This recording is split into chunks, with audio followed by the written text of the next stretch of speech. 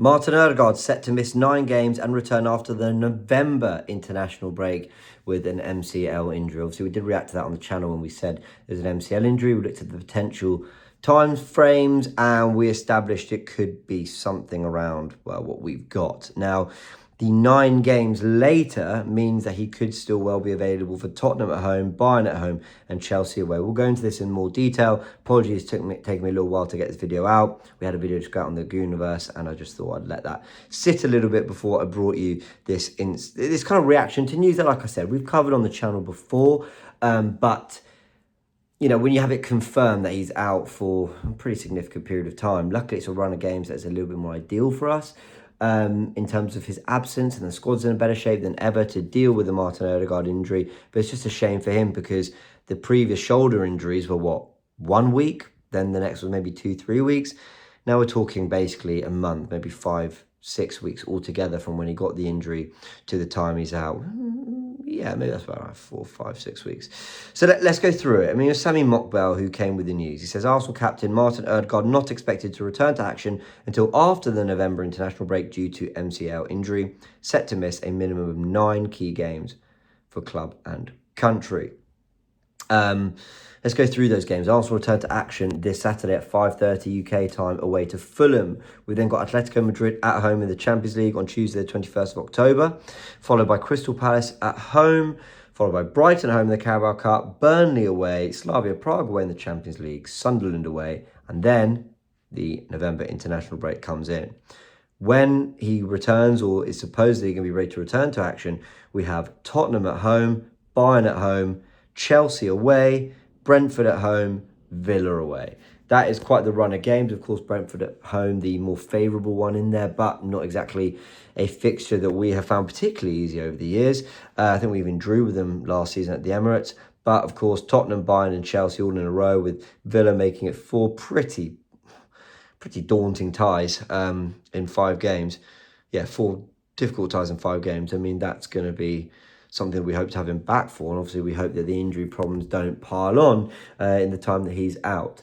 Arsenal will address it in a number of ways. Waneri will play some games, Eze could play in the 10, and yes, I imagine we might still see Marino in that role in some way, shape or form. I obviously hope not. I hope we've evolved from that, but that could certainly be something that Mikel Arteta does. And then, you know, when you look at the league fixtures, Fulham, Palace, Burnley, Sunderland, I mean, I'm not saying they're easy. That's 3 away games in 4, but I'm really hoping Arsenal are equipped to deal with that. As much as 3 out of 4 Premier League games away, you've got Atletico Madrid, Palace and Brighton all at home in a row. So again, that sort of congestion there, that includes Atletico Madrid, Brighton, tricky games. Palace have been in great form. The fact that they're all at the Emirates is sort of a bit more ideal too. Look, I think all I'm trying to say, people, is it's a real shame. And I think this is probably the better news, because I think a worse MCL injury, you're looking at 3-4 months, if I'm not mistaken. Let me just see again. What was the exact time frame? How long MCL recovery? Let me see. Apologies, everyone. We did talk about it in the last video. Grade 1's 1 to 3 weeks. Moderate tear 4 to 6. That's what he's got. Severe tear 6 weeks to 3 months. So it looks like it's a moderate tear, and you're looking at 4 to 6 weeks, and that lines up with what's been said here by Sami Mokbel. We should be equipped to deal with those fixtures in the way I expect Arsenal to. That doesn't mean I think we'll win every single game, because I don't think that's realistic. I think there's great competition throughout the Premier League and in Europe, and Arsenal will be worked hard, but I think we've got the tools, and if we don't win any of these games, I think we won't be sat there going, well, because we're missing Martin Ødegaard. The tools are there. But I do think Arsenal's best 11 is going to be Ødegaard in the 10/right 8 with Eze on the left, and the fact that we're going to have to go another 6 weeks without seeing that is really disappointing. I mean, the only time we saw that was, I think, Forest at home. What was that? Beginning of, so it was mid-September. So the first game, that's game week 4. We're now looking at game week 8 and him not returning until game week 12 or 13 or something. So yeah, it's a bit disappointing. We just can't see Arsenal's best 11 go out there. But we're sort of used to that, hence the need for a really big squad.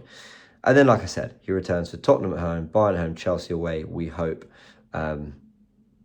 And that's going to be a really crucial run, because it's also that run that gets into Christmas, and we know that that just can be a really heavy run for clubs. And you just want the squad depth, you want players available. You don't know what happens in later rounds of the Carabao Cup, how things are looking in the Champions League, the FA Cup returns in January. So yeah, if we can just get him back for the end of November / beginning of December, I think we'll be doing all right.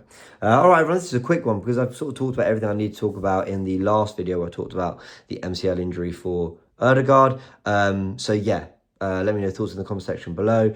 All reaction to Arsenal news will be here on Goonerverse News, and we're doing more analysis and in-depth stuff on the Goonerverse, so go check that out. Big thanks to everyone who tuned into this video. Hit the like button if you enjoyed it. Subscribe to the channel. I'll catch you all very, very soon. Many thanks.